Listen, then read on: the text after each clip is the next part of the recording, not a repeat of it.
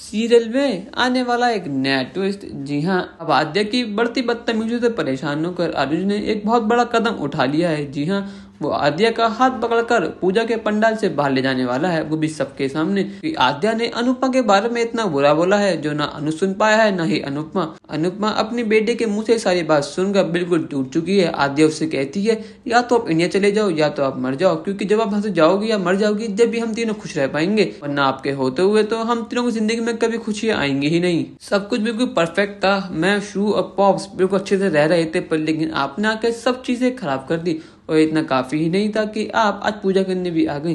जब आपको पता था कि पॉप्स यहाँ पर आएंगे तो आप यहाँ पर क्यों आई? आप भी बार बार बहाने ढूंढती हैं पॉप्स से मिलने के लिए, और मेरे पॉप्स भी इतने भोले हैं कि आपकी चाल में फंस जाते हैं। वो आपको बहुत ज्यादा सीधे समझते हैं, वो समझते हैं कि आप उनसे आज भी प्यार करते हैं, पर लेकिन मैं आपकी चाल जानती हूँ, आप उनसे प्यार वगैरह कुछ भी नहीं करती हैं, आप बस उनका यूज करना चाहती हैं। और मेरा भी, जैसा आपने 5 साल पहले किया था। अगर आपको हमसे प्यार होता तो आप हमें कभी छोड़ती ही नहीं। आपको पॉप्स से अपना मतलब निकलवाना था। जब का काम हो गया तो आपने पॉप्स और मुझे एक झटके में छोड़ दिया, वो भी बहाना देकर कि पॉप्स आप पे ट्रस्ट नहीं करते। जाने के बाद हम दोनों का क्या हाल हुआ था ये पॉप्स और मैं जानते हैं, और मैं नहीं चाहती कि पॉप्स दोबारा उस हाल में आए। अब आपकी जगह किसी और ने ले ली है, अब आपकी जगह श्रू ने ले ली है, और श्रू आपकी तरह बिल्कुल भी नहीं है। वो हम दोनों को टाइम देती है, वो हम दोनों के लिए टाइम निकालती है, और एक आप जब आप पे टाइम होता तो आप शाह परिवार चली जाती थी। आपको पता नहीं उनसे क्या लगाव था, आप अपने पॉप्स को मेरे सारे काम छोड़कर शाह हाउस चली जाती थी। आपको बस अपने 3 बच्चों से प्यार था, आपको कोई मुझसे प्यार ही नहीं था। जब भी मुझे आपकी जरूरत थी आप वहाँ कभी थी ही नहीं, जब पॉप का जरूरत थी आप जब भी नहीं थी। आप पूरे दिन शाह हाउस में घुसी रहती थी, पता नहीं आपको वहाँ क्या मिलता था। अनुपमा कहती है कि आद्या मैं मानती हूँ मेरी गलती है, 5 साल पहले मैं छोड़ के चली गई थी, पर लेकिन उसके पीछे एक वजह है।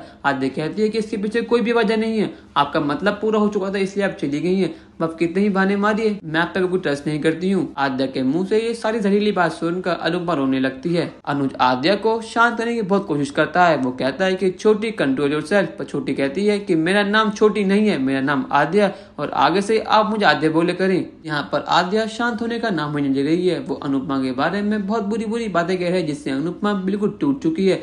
पर लेकिन अब पानी सर के ऊपर जा चुका है। अनुज बिना कोई देरी करे छोटी से कहता है कि छोटी अब बस बहुत हो गया, अब यहाँ चलना होगा। छोटी साफ मना कर देती है, वो कहती है कि मैं इनसे जवाब लेके जाऊंगी। आद्या इसके लिए साफ मना कर देती है, वो कहती है कि मैं कहीं नहीं जाऊंगी और मैं इनसे आज जवाब लेके जाऊंगी। इनको आज डिसाइड करना होगा, या तो ये इंडिया वापस जाएंगे या फिर ये मर जाएंगी, फैसला इनके हाथ में है। अनुज कहता है कि क्या तुम्हारा दिमाग खराब हो गया, तुम ये कैसी बात कर रही हो, तुम्हें अभी के अभी चुप होना होगा, अपनी मॉम से सॉरी बोलना होगा। आद्या कहती है कि मैं इनसे सॉरी बिल्कुल नहीं बोलूंगी।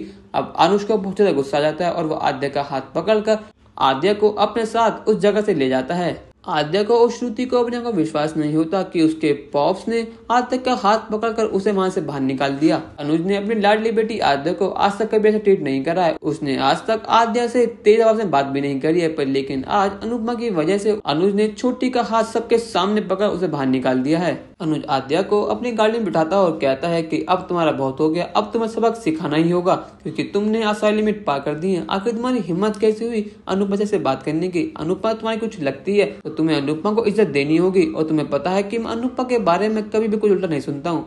पर लेकिन आज Aadya you have cross the limit, और इसका भुगतान तुम्हें अब करना होगा। यहाँ पर अनुपमा रोते रोते जमीन पर ही बैठ जाती है, पर लेकिन यहाँ पर जीव उसको संभाल लेता है। वो कहता है कि अनुपमा जी अपने आप को संभालिए, आप बिल्कुल भी दिक्कत मत लीजिए, मैं आपके साथ हूँ। यहाँ पर श्रुति ने जो अपने आंखों को सामने देखा उसे आज तो विश्वास ही नहीं हो रहा है कि अनुज ने आद्या के अगेंस्ट इतना बड़ा स्टेप कैसे ले लिया। दोस्तों आपको क्या लगता है अब अनुज का अगला स्टेप क्या होगा आद्या को सबक सिखाने के लिए? अपनी राय हमें कमेंट करके जरूर बताइएगा, और चैनल को नहीं किया सब्सक्राइब तो कर लीजिए। धन्यवाद।